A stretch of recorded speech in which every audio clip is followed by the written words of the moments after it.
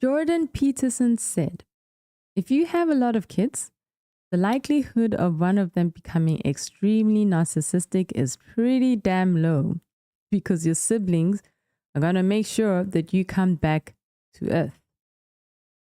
Because sibling rivalry is a real thing, and the reality check is going to be a constant loop that is going to keep you humble, teach you empathy, and help you learn how to share.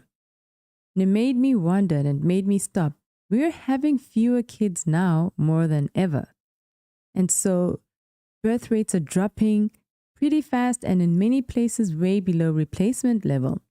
And for those of you who are not sure, replacement level is a level that a society is going to reach to before it's able to come back to beyond to repair.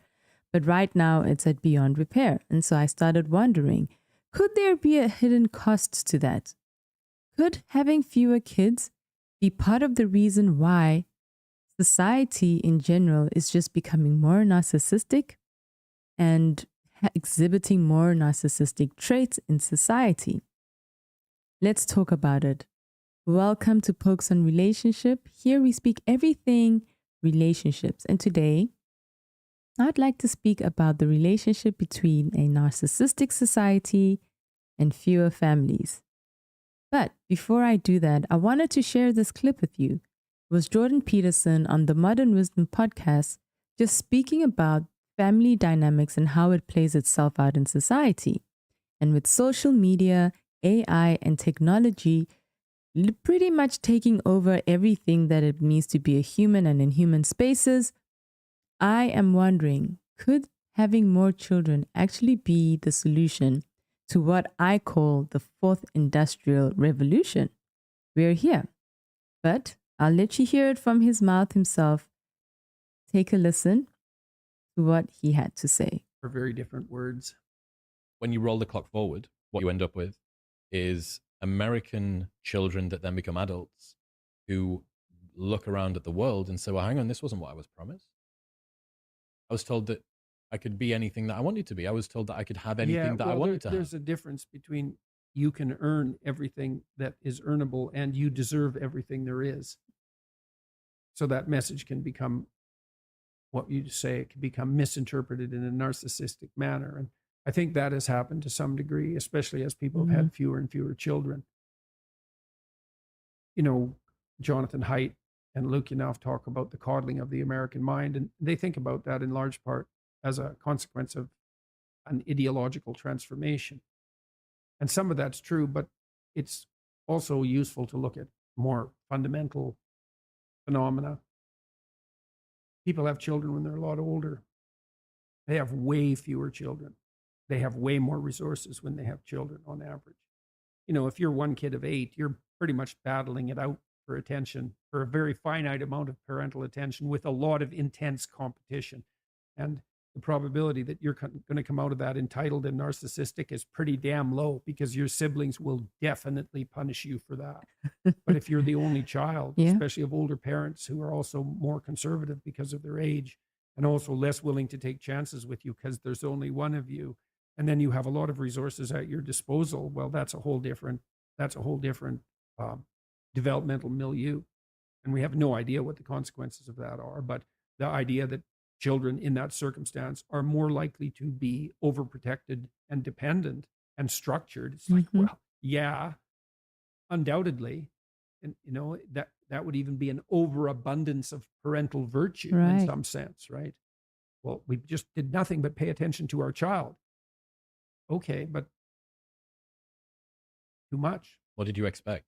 Yeah. It's so strange because I'm an only child, right?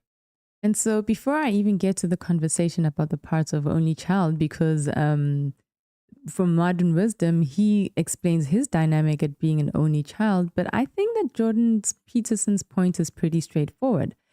And I think I agree with him. And if you're somebody that you've actually grown up in a family with a lot of siblings, you can probably relate to some of the stuff that he's mentioning, right? Unless, and obviously, there's so many nuances and contexts to family dynamics.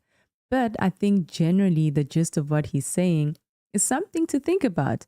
Because when you grow up with brothers and sisters, you do not become the center of the universe. Okay, you have to share toys, you have to share attention, space, everything. And if you act selfishly, entitled, bratty, definitely someone your size is going to call you out on it or definitely push back. And you experience that pretty much very early on in your childhood at home, whether you're the eldest or the youngest. And you know, that early that constant feedback loop, unbeknown to you, is actually teaching you things that parents can't actually teach. They can't always teach it to you just because parents have to go to work. You know, parents may be away from the home, but when you're growing up with siblings, you're around them a lot more. You play with them and they'll teach you that humility, that empathy, how to lose gracefully, how to negotiate, right? Because then, especially if you the youngest in a family of lots of children, you really have to become very strategic and intelligent in terms of how you negotiate to get your way, how to care about somebody else's feelings. All these things that we think that are not really issues actually play itself out in the type of human beings we end up having in society, in the type of adults that we end up having in society. And in a big family, you're forced to practice real human relationship from day one, literally from day one. If you're born and the older sibling is there, the older sibling has to learn how to share their attention now with your younger sibling. As you're the younger sibling coming up, you get told very quickly about picking orders, right? I mean, obviously it depends on your family, but generally that's just how it plays out. And according to Peterson, that makes it much harder for full-blown narcissistic traits to just take root, which I think I do agree with. But then let's have a conversation on the flip side. If you're an only child or if you have a very tiny nuclear family, I mean, and this also goes for nuclear family if you're an only child, but then perhaps you grew up with cousins, right? And so that also helps you develop that humility and have that constant feedback loop early on as a kid. Or maybe you were young, but then you ended up playing in sports teams. So you're forced to learn how to interact and integrate with other people from different backgrounds. But kids aren't doing that much anymore. Everybody's on their phones. Kids are not really outside playing. And whether we like it or not, well, clearly we can see that with that, the younger generation are definitely scoring a lot higher on the narcissistic traits test. But before I continue, I wanted to play Williamson's version of his experience being an only child and how that dynamic plays in how he interacts with just the world at large. And he also mentioned something, though, that being an only child didn't necessarily translate just because of the community around him being such an integral part of his upbringing. So let's have a listen. And all of well, maybe my friends might say differently, but a lot of the commonly held presumptions around only children, and I have a couple of friends who are as well, and I don't know whether it's where we're from, that the northeast of the UK is very spit and sawdust. It's salt of the earth people. It's, grab your bootstraps and your boots and start pulling. Exactly. And I just haven't seen that. What is it through your clinical practice? Would there This might not be a primarily working class phenomena, the coddled mind phenomena. That could easily be a middle class and upper phenomena. That's true. Is there something, was there a common trend, or from your reading, have you found that only children tend to be one way or another? No. So you just get huge variance in them as well? I don't know the answer to that at the level of individual psychological data. There might be a literature. I'm not aware of it. That, for me, that was more a response to Haidt's book on the coddled mind. I thought, okay, fair enough. Coddling of the American mind. What's driving this? It's not just ideas. It's a huge demographic switch. It's a huge transformation in the way we raise children. We're 10 years older when we have our children now. That's a lot older. When you're 18 and you have a kid, you're still a kid. And that there's some wildness that's perhaps not so good about that. But there's also perhaps a higher proclivity to go off and live your own life. And then, how much should your children be left on their own? Answer is as much as they can tolerate. And how much is that? Well, you find out with each child. And so I thought that was a pretty interesting podcast to have that conversation. And also, I mean, this is not about shaming anyone who's an only child. Of course, I say that all these things and family dynamics is very context specific, also very cultural, right? There's certain cultures that are pretty different. But right now, my focus is really more on modern society and just what's happening right now with population decline, with the rise in loneliness and anxiety. And I'm also just trying to ask what is going on to just get to the bottom of this. And it might at this point, considering just things being very expensive for the average person, just people are not necessarily even considering family. But my radical idea is, what if actually the potential solution to the society that we're about to go into is actually just having more kids? There is some psychology that lines up with what Peterson is saying. Studies on only children, even kids in smaller families, sometimes do show slightly higher scores on certain narcissistic traits. I mean, and it's not a huge difference, but for me, I think it's substantial enough to notice. And I guess this is why, and he perfectly articulated, and I'm not going to really belabor the point and explain, but I did want to pull out these very important things. That number one, you have all this attention, and in parents' attempt to really give their children the best, sometimes it borders to just pretty much worshiping and idolizing your child, not intentionally, because I think it's good. I think it's good that you're able to have more resources and give your children more of that attention. But then but your energy levels also as an older parent isn't the same when you're young, and you might just let some things slide. And all of that is literally a domino effect and has a ripple effect, because eventually those kids grow up and become adults. And then you have adults who just don't know how to be in relationships, just because for a very long time, there is a very much self-centered approach, and it's no fault of their own. I think more than anything, this conversation is really speaking more to parenting and the type of parents you have, because just because you have a smaller family doesn't mean that you can't start creating those boundaries in your children's life very early on in their upbringing.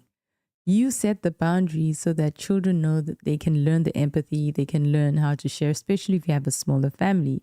And so, I mean, there are many aspects to this conversation, but I did want to just reconsider if society should just start having big families again. Okay. I mean, yes, you might say resources, but AI is taking away a lot of the jobs right now. And there's a push for there to be 1 billion humanoid robots. And what are we going to do? We've got to build strong relationships as a form of resistance, as a form of survival. Because if we don't, we could potentially be extinct. Not to be an alarmist, but to be a realist, and so that we can also be strategic and know how to plan to move forward. I mean, outside of also just maybe having more siblings, right now, especially modern society, there are no peer group at home to say, hey, you're not the only one who matters, right? Social media, especially, constantly giving validation, comparison, curated perfection. We know posts are not always the best and real raw version of people. And even if it is, it's all for a purpose, to tell a story. It's never fully the full picture or the context. And so these platforms are even just exacerbating, further amplifying just this narcissism that is taking over society. But what happens when an entire society moves towards smaller families, fewer siblings, fewer people growing up with a daily reality check? I think more kids, through no fault of their own, may not get as much practice in humility, sharing, handling rejection early on. I think this point especially is important, because that is why a lot of the younger generation are struggling socially, because they don't know how to handle rejection. But life is tough. Life is tough. And there is absolutely no generation since the beginning of time and now that hasn't had to deal with some sort of difficulty or generation. every generation feels like theirs is the worst one, that the generation before them had it a little bit easier. But I must admit and say that I do think that previous generations, even if they survived very terrible natural disasters or wars or whatever it is, the community and the family structure that is still strong and that still stays as a bedrock of society is absolutely instrumental in keeping people normal, in keeping people strong, in keeping the society a solid one. And right now, that is eroding quite quickly. And more so with people just having fewer kids and people having to become more self centered. And we can see this in Europe, in European countries. All the European countries that are practically emptying out now, well, all societies that started tending and moving towards fewer and fewer and fewer children. And so I thought that that was pretty interesting, but I think it's something that we should really look into as modern society. Right now, it might just seem pretty absurd to have that conversation just because people feel like they're barely afloat. But people also had lots of kids then and they didn't have much, but it just seems like they were more fulfilled. I know it might seem like it's a sweeping statement, but I think it's something really to consider. I think here's the good news. For me, when I focus and I start to really just see about what's going on in society, we're seeing more difficulty in people forming deep, lasting relationships, not just romantically, but even with family, friendships, even more so friendships, because we're seeing a lot of people commenting on Reddit that they feel alone, they feel odd, they don't feel that they're able to maintain friendships or that they give too much or don't even know how to set boundaries. And so this is a cause for concern. And I think could smaller family sizes be one of the quiet pieces of this puzzle? One of the quiet pieces of this issue, of this loneliness epidemic. Definitely a conversation that we must have more aggressively now because of the introduction of AI chatbots, AI husbands, AI wives. People are not going to get married and have children at all. And so what is the world, what is society going to look like? But anyway, here's the good news. None of this, I believe, is destiny. It can always change. You don't need to have 5 siblings to learn humility, to learn how to interact with relationships. You just need intentional relationships. You just need to get into a sports club, get into activities that force you to interact with other people, sports teams, especially in this time, sports teams where people are not even going out that much anymore. But just choosing to be the kind of parent also that doesn't praise your children or worship them, allowing there to be healthy boundaries so that kids just don't grow up thinking that the world revolves around them. And of course, I don't think that Peterson is saying that everybody should go out and have 10 kids, although personally I don't find anything wrong with that. But he is saying, and which I do agree with, that the structures we build, especially early on in childhood, shape who we become. And just maybe, giving kids more chances to practice real life, messy connection early on is one of the simplest ways that we can rebuild a healthier society. As I say, we're messy as human beings. We're going to be reaching out for each other a lot more now. Elon Musk himself said that the most valuable spaces are going to become human spaces in this next dispensation. And if we're already not able to just interact with each other right now while AI hasn't completely taken over everything, I wonder how we'll be when we want to reach out for each other when we're all we have. Interesting conversation, interesting thoughts. What are your thoughts? What do you think? Did you grow up with a lot of siblings? How was that like? How did that dynamic affect your relationship with the outside world when you went to school, with friendships? Also, were you an only child? And if you were, do you agree? Do you disagree? How was that like for you when you didn't have that much interaction with kids around you? I'd love to know your thoughts. I'd like to hear what you think about this wild idea of having more kids to really solve society's problem right now. I appreciate you joining me. Next time, let's unpack more conversations about where society is going and the solution for that.